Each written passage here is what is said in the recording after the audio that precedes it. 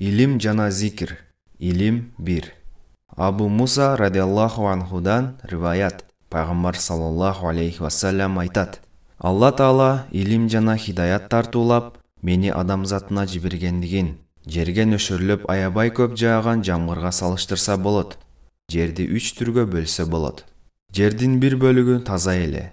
Ошондуктан сууну өзүнө сиңирип алып, көптөгөн өсүмдүктөрдү өстүрүп, жайлоолорду жашылдантат. Жердин башка бир бөлүгү катуу эле. Сууну өзүнө сиңирбей, көлчөк кылып топтойт. Бирок Алла Таала аны пайдалуу кылган.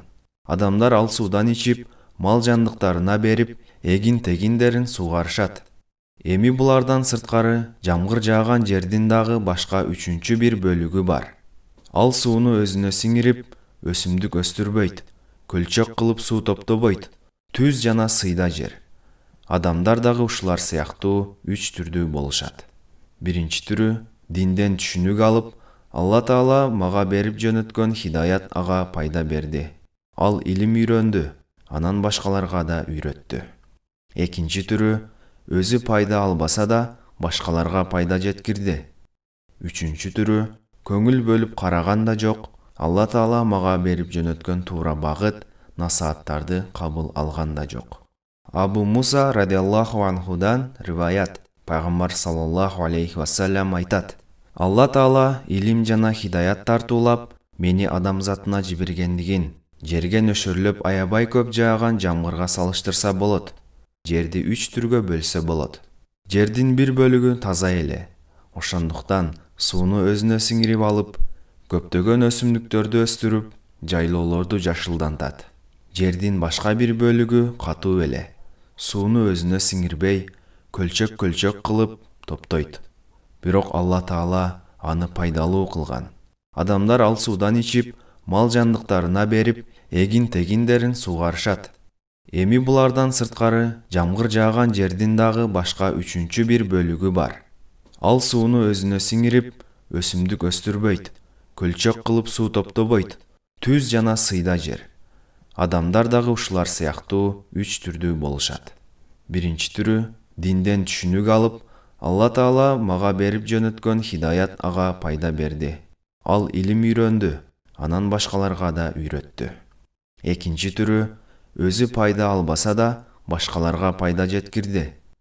Үчүнчү түрү көңүл бөлүп караган да жок, Алла Таала мага берип жөнөткөн туура багыт, насааттарды кабыл алган да жок. Абу Муса радиаллаху анхудан риваят. Пайгамбар саллаллаху алейхи вассалям айтат: Алла Таала илим жана хидаят тартуулап, мени адамзатына жибергендигин жерге нөшөрлөп аябай көп жааган жамгырга салыштырса болот.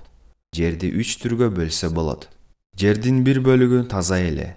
Ошондуктан сууну өзүнө сиңирип алып, көптөгөн өсүмдүктөрдү өстүрүп, жайлоолорду жашылдантат. Жердин башка бир бөлүгү катуу эле. Сууну өзүнө сиңирбей, көлчөк кылып топтойт. Бирок Алла Таала аны пайдалуу кылган. Адамдар ал суудан ичип, мал жандыктарына берип, эгин-тегиндерин сугарышат. Эми булардан сырткары жамгыр жааган жердин дагы башка 3-чү бир бөлүгү бар. Ал сууну өзүнө сиңирип, өсүмдүк өстүрбөйт, көлчөк кылып суу топтобойт. Түз жана сыйда жер.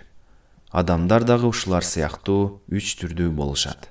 Биринчи түрү динден түшүнүк алып, Алла Таала мага берип жөнөткөн хидаят ага пайда берди. Ал илим үйрөндү, анан башкаларга да үйрөттү.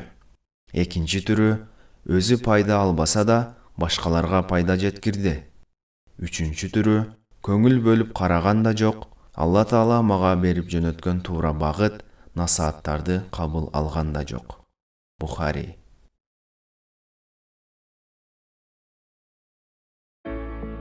Сүйүктүү бир тууганым, бизде жапжаңы долбоор сиз үчүн старт алды. Күнүңүзгө бир хадис аттуу долбоорубуздан үй бүлө жакындарыңыз менен күн сайын 21:30 бир куттуу хадис менен тааныша аласыз. Бүткүл адамзаттын асылы пайгамбарыбыз саллаллаху алейхи вассалям кандай сөздөрдү калтырып кеткен? Күн сайын чогултуп 3 айда 100дөй хадиске ээ болуңуз. Азык тайм, өнүгүүгө карай бирге. Долбоор үчүн тандалган хадистер китебин колдонмокчубуз. Китеп Кыргызстан мусулмандарынын дин башкармасы тарабынан тастыкталат. Номер 127, 8 декабрь 2014 жыл.